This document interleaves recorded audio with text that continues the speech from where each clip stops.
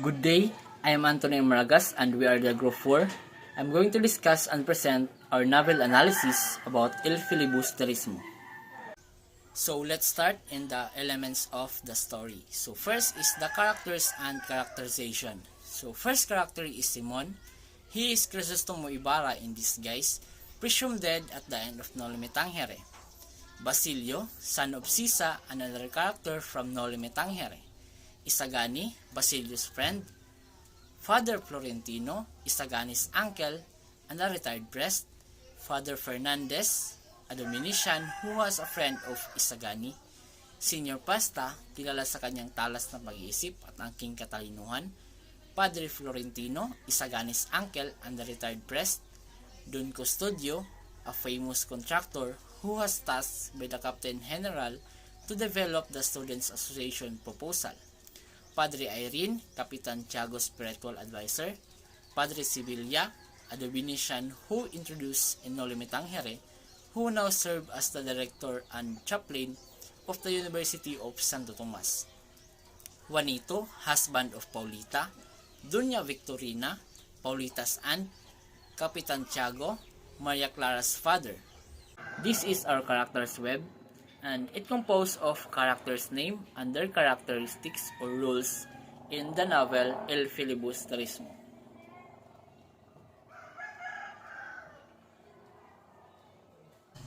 So next is the settings.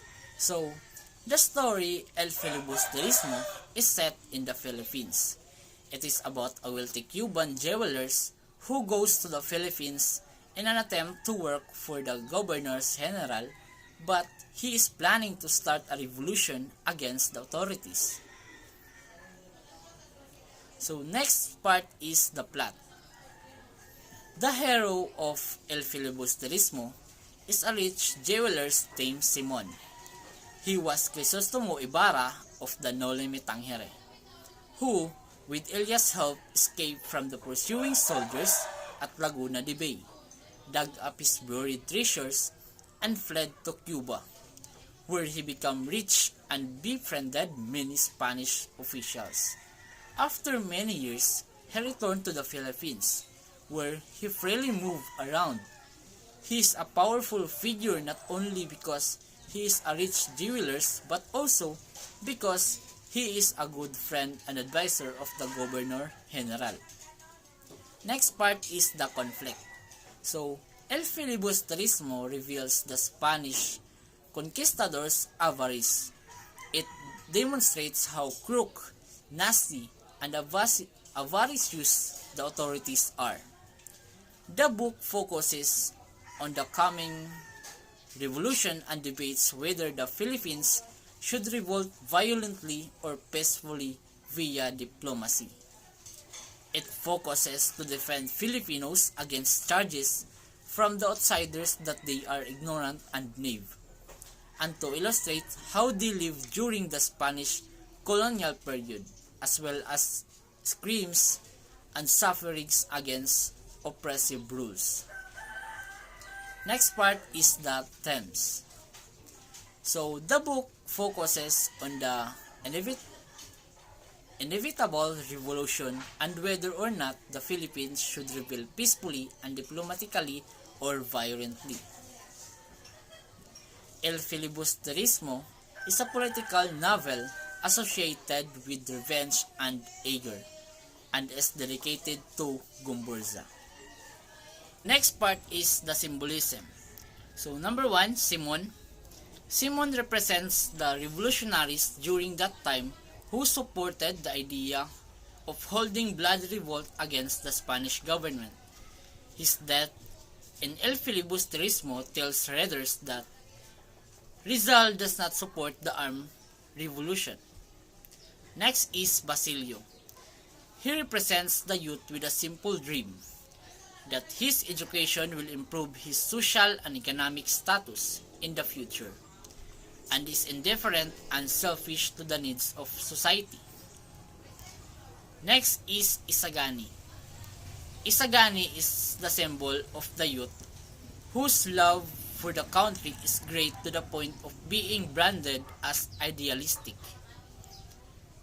Next is Kabisang Talis. He personified as a typical Filipino. He is content with living a simple life. He also symbolizes the native and farmers whose lands were seized by the friars, an explanation as to why Filipinos become rebels.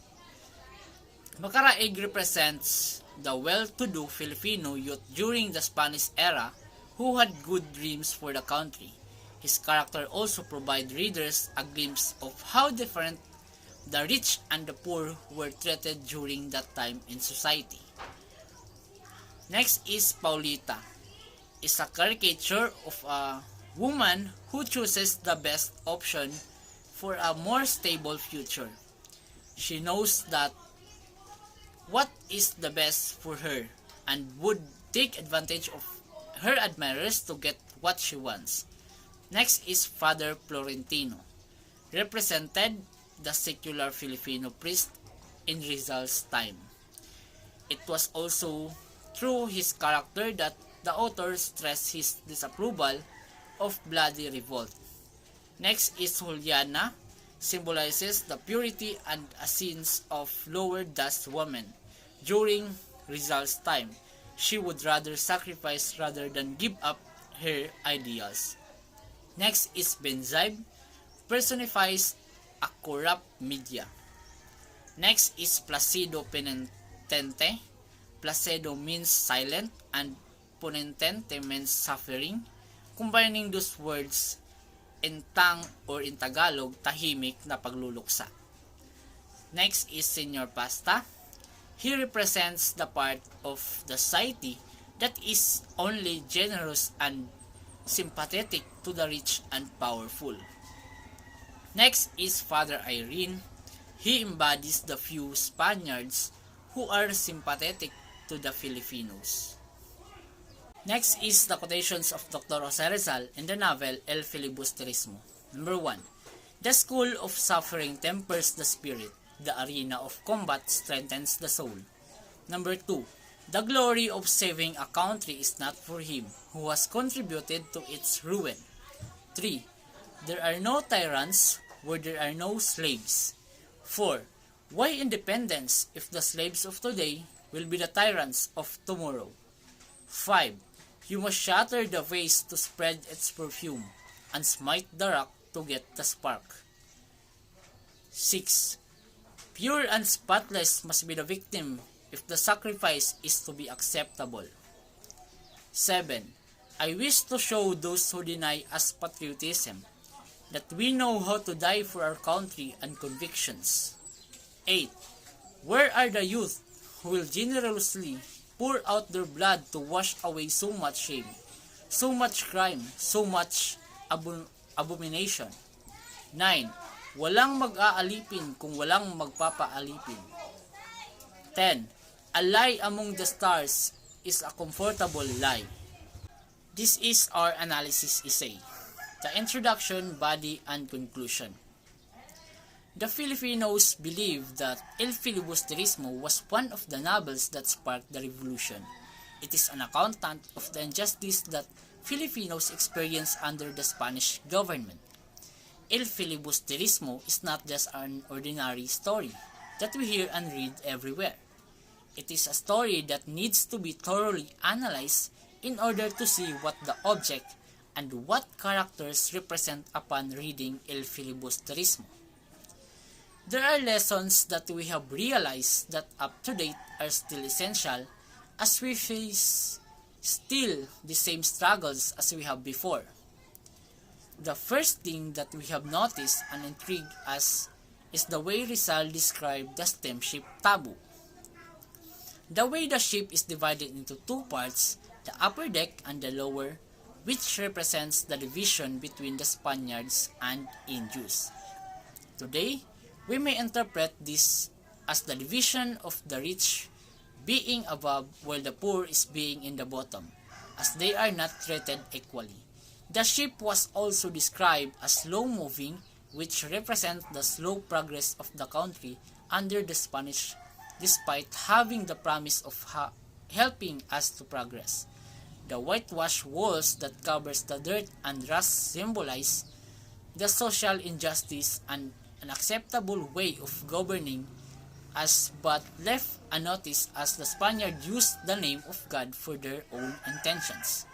The circular design of the steamer means that there is no progress and government is an cyclical movement as there is no concrete goals and purpose. In conclusion, the values embodied in El Filibusterismo's novel were more courageous than anything else, despite the fact that they were quite educated.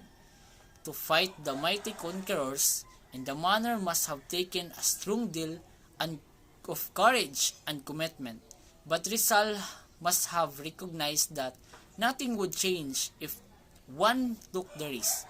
So he sacrificed his own life to get his message over his fellow men. That same message continues to inspire and arouse Filipinos to analyze their social status and defend their right to this day. Other values that are evident in the work of Rizal entitled are bravery and patriotism.